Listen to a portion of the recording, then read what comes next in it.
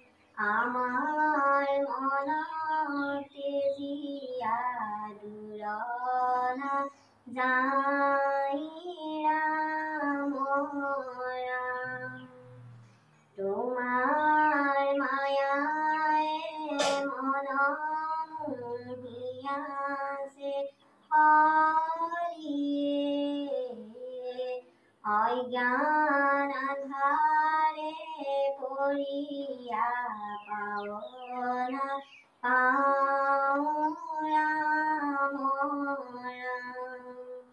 অভয় চৰণে শৰণ কপিলো নাম ভকতি প্ৰদীপ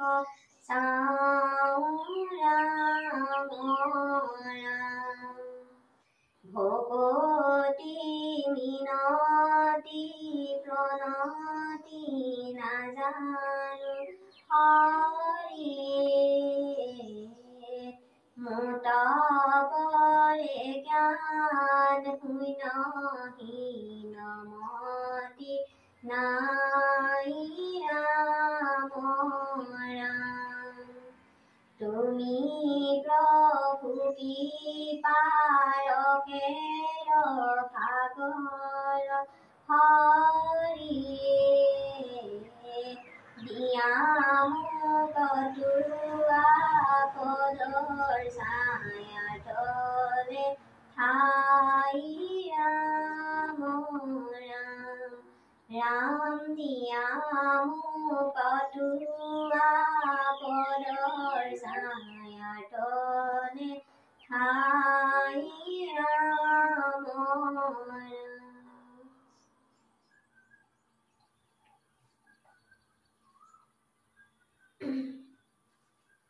শ্ৰীমন্ত শংকৰ হৰি ভকতৰ জানা যেন কল্পতৰু তাহান্ত বিনাই নাই